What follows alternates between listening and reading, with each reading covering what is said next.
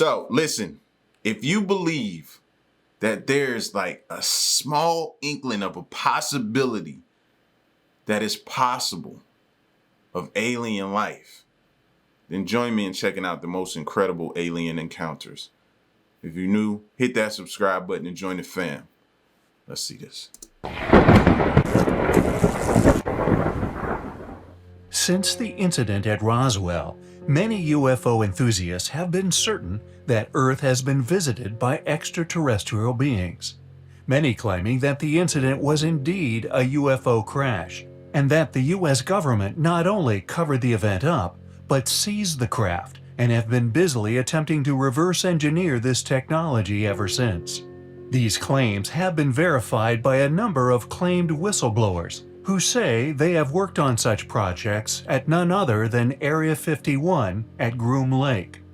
Since these claims were made, the CIA, along with many other bodies of US government, have begun to release hundreds of files, including witness testimonies of countless military personnel and civilians, testimonies and satellite and radar tracks made by individuals who have either had an encounter or have Look at the caption. Navy video. Now, a lot of things we've been seeing is the U.S. Navy's involvement in different things. Information, documents being released, stuff like that. And then this caption comes through and read from Fox News, mind you. Navy video appears to show pyramid-shaped UFOs. Experienced unexplainable events connected to mysterious craft, often moving at seemingly impossible speeds or shutting down missile silos. These events would undoubtedly be a worry to the powers that be. The concern is that a hostile nation may have developed or successfully reverse-engineered these technologies in secret. However, there is also overwhelming evidence to suggest that these sightings were not of man-made craft, but indeed that of extraterrestrial life. For not only are these craft witnessed over sensitive military complexes, but a number of experiences have also surrounded schools, two of which we thought were compelling enough to bring to the forefront of our studies, this due to the number of eyewitnesses and what their testimonies suggest. Although the accounts from a school in Zimbabwe were initially discredited, regardless of the fact that over 20 students witnessed a craft land in the school field, with the students subsequently going to meet the landing craft and being no more than arm's reach from the beings that emerged, many scientists and psychologists have attempted to discredit the event by putting it down to mass hysteria. The witnesses to this event continue to argue that it did indeed occur. Furthermore, supporting their claims, other encounters have been experienced at other schools around the globe. At approximately 11 a.m. on Wednesday, hundreds of kids, school kids, saw UFO and were ignored for 50 years. Imagine how they felt. If this is true, imagine how they felt. Being probably classified as crazy, delusional people. You ever told your truth to someone and they refused to believe it because it was so outlandish to them? And they started looking at you a certain way, and you felt that. So every time you came around them, you had that feeling, so much so that you stopped going around them. Imagine how these people felt. Wednesday, the 6th of April, 1966. Students and a teacher from Westall High School in Australia reported seeing a flying object described as a gray or silvery green saucer-shaped craft with a slight purple hue and about twice the size of a family car.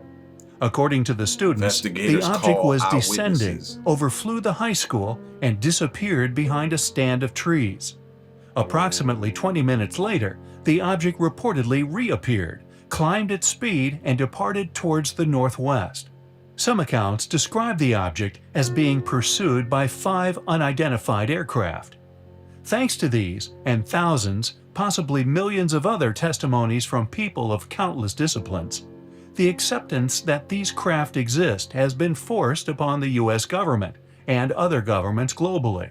It would seem full disclosure, rather than the trickle we see now, is not a case of if, but is now one of when. It is a pursuit of truth which we find highly compelling. Many people believe that the brightest human of our modern age was not in fact Einstein, but was actually a man who died penniless and alone, with only his pigeons for company. A man who went by the name Nikola Tesla. When Einstein was once asked how it felt to be the smartest human being on Earth, he famously retorted, "I don't know, you'll have to ask Nikola Tesla." Throughout Tesla's life, he invented many things which have been of tremendous value to humanity. Yet many still believe that his most valuable of inventions were suppressed, whisked away into secret vaults at the time of his death. True. A life's work, postulations, theories, hypotheses, experiments, and inventions, all concealed from the world, hidden with the motive of protecting a status quo which is moved and shook by some extremely powerful individuals. Individuals whose empires have slowly but surely gained a stranglehold upon the resource distribution, and indeed the technological advancement of mankind as a whole.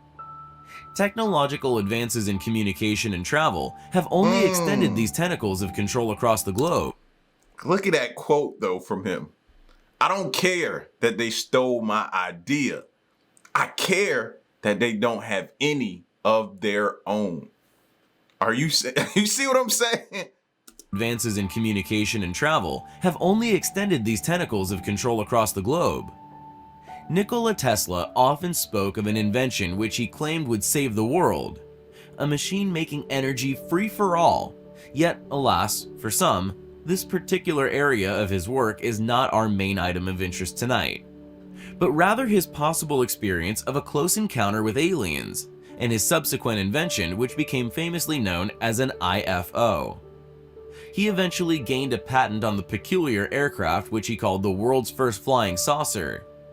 Interestingly, the interior design of the flying saucer matched that of descriptions made by some who have claimed to have seen a UFO from the inside, with a discoidal capacitor that he believed was of sufficient enough to provide enough thrust for the craft to fly.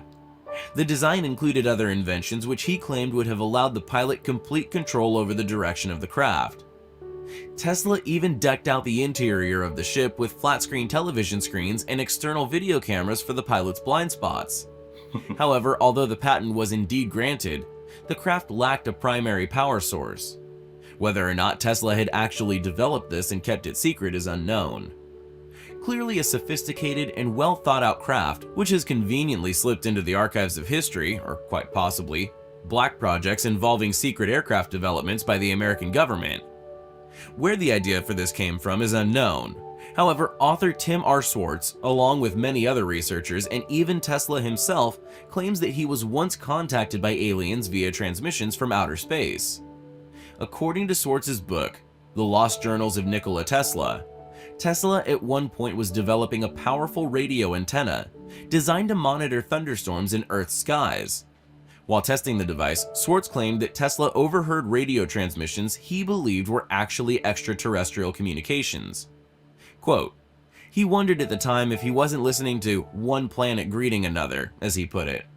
From that point on, it became somewhat of an obsession of his, to build better and better radio receivers to try to see if he could repeat what he heard. He got to the point where he claimed that he was actually receiving voice transmissions. He said it sounded just like people talking back and forth to each other. He made notes saying that he was actually hearing intelligent beings from another planet talking to each other, although he didn't know what language they were speaking, but he still felt he understood them. End quote. Swartz claims that the book was written using... And that's the thing. We know animals on our planet communicate with each other. Whales make a loud sound underwater, communicating. Like, everybody has a form of communication.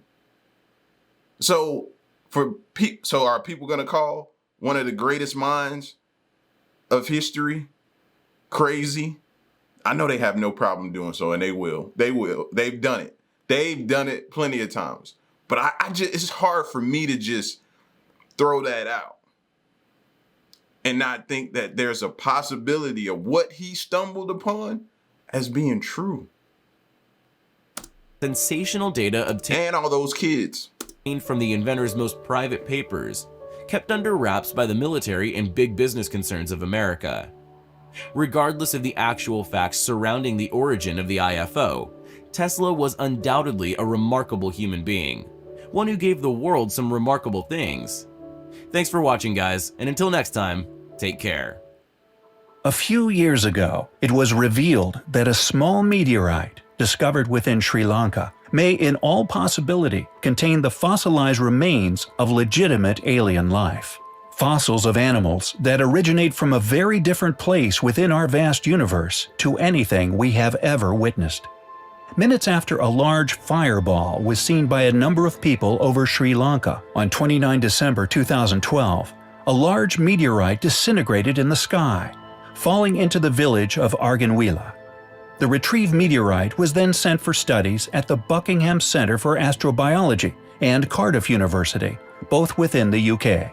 It has since been noted that the general characteristics of the meteorite bear a striking similarity to those that fell over Denmark on January 17, 2009. This meteorite was identified as arising from an extinct cometary fragment within the Taurid complex. It has thus been associated with Comet Encke. In the early part of this century, it was declared that fossils found within the meteorite's center did indeed appear to be authentic remnants of the first alien life officially discovered here on Earth. However, predictably, the investigations were stonewalled by skeptics, stating that the fossils were nothing but mere contamination which had occurred here on Earth. Since then, although public interest has fizzled out, a tremendous amount of research has been undertaken in an attempt to establish the fossil's true origins and ultimate authenticity. This research has resulted in a detailed report reviewed and published within the Journal of Cosmology, with an opening statement as follows.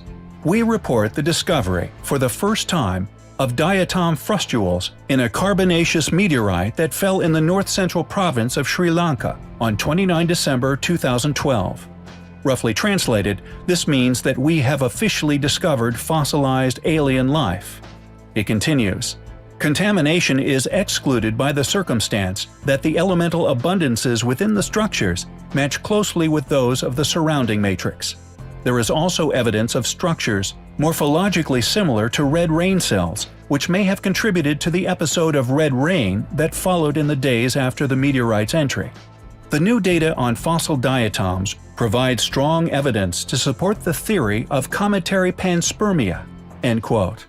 Panspermia is the theory that life is spread throughout the universe upon meteorites. Mass catastrophe occurs upon a life-rich planet. The event sending fragments of the planet, each containing the seeds of life, deep into space. These seeds Never really thought about it in that type of perspective. But what if that's how we got here? What if that, and I know this is digging like way down another rabbit hole, but what if we're not from this planet? And we got here through meteorite from another planet. This ain't even our home. Like, you see what I'm saying? That was an interesting statement that made me think totally different now. the planet, each containing the seeds of life deep into space. These seeds then float across space. Some, like a seed from a tree caught on the breeze, may be lucky enough to land in a location capable of sustaining them, thus spreading life throughout the cosmos. It is a theory relative to the spread of life which is seen from seeds on the wind. Reports of microfossil discoveries in meteorites have a long and complicated history. Early claims of microfossils in carbonaceous meteorites by Klaus and Nagy in 1961 were quickly dismissed as contaminants. Pollen grains were often mistakenly attributed to microfossils. However, this new study, and the evidence thereof, is now undeniable. And although these tiny creatures are so small they cannot be seen by the naked eye, they harbor the power to impact all of our perceptions about our universe in a profound way. They will inevitably shape our Earth, and indeed acceptance of the fact that we are, officially, not alone.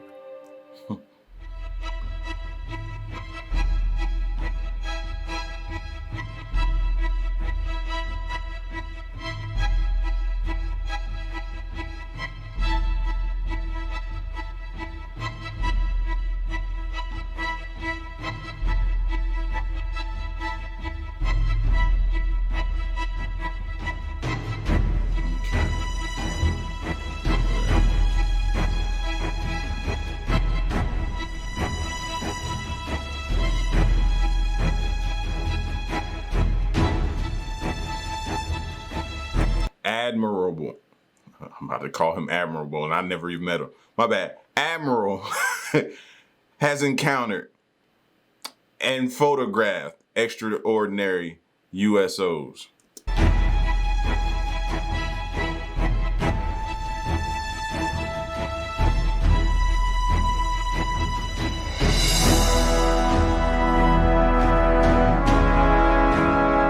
Now, due to the extraordinarily authentic nature of the following collection of photographs, serious research has been undertaken in attempts to verify the authenticity and or a possible explanation. These are photos that people have grabbed or obtained, maybe from those documents that are now declassified. I don't know.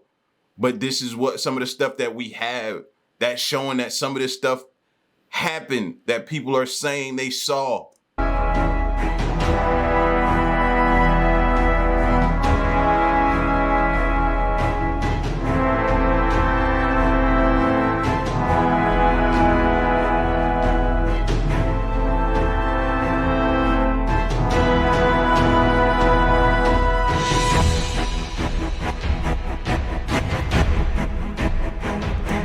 Gotta let them know that as well. Says Rear Admiral Sackett replied with, "All I saw was ice.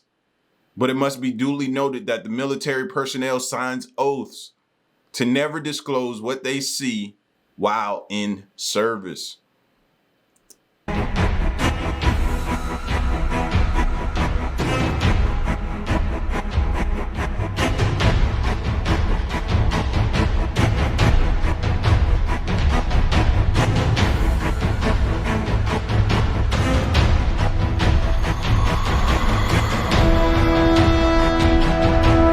According to the claim of authenticity, the location of this event was between Iceland and John Mayen Island in the Atlantic Ocean. Here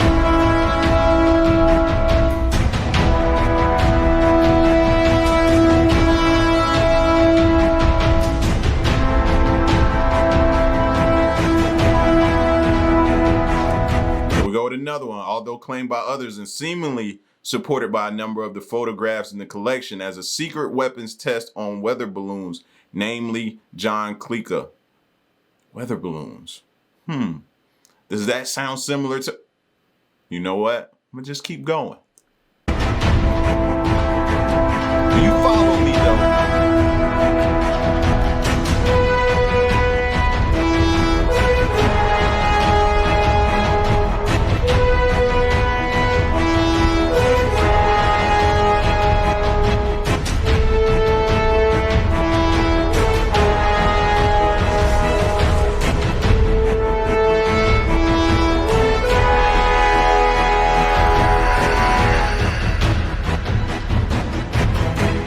However, when pressed for an explanation as to the strange shapes, the massive sizes of some of the craft, and the possible explanation for the appearance of explosions being the USO submerging or breaching the water at high speeds, there was a silent rebuttal. I bet it was. See, they could get away with this stuff long time ago. Wasn't social media, wasn't a lot of camera phones, so they would be the only ones that would see it, you know, and if people did see it, that's probably where it stops. Them talking amongst themselves about what they just saw. But now everybody has an outlet to run to the post where everyone in the world can happen to see it. And then it goes viral. And now you have to explain what you're seeing or talking about.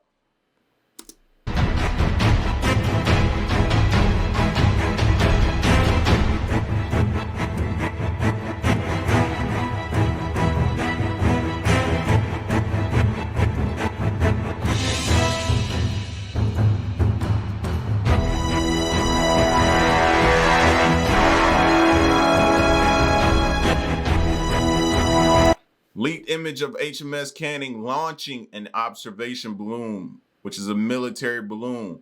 Whether indeed for weather study or weapons testing is unknown.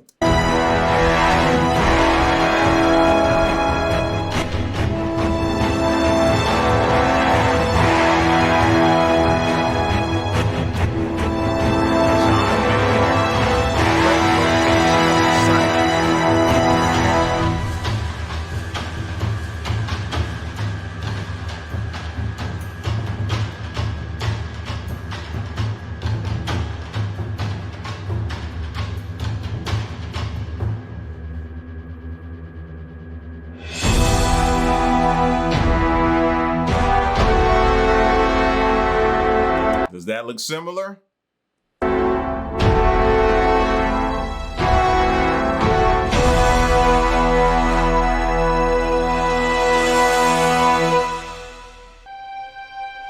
Does that look similar?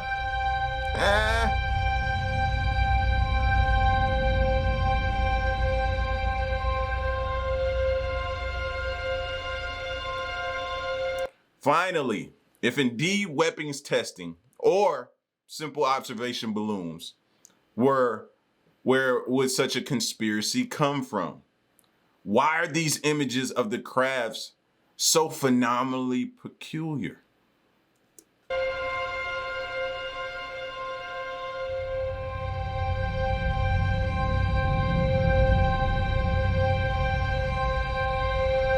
That's all we want to know.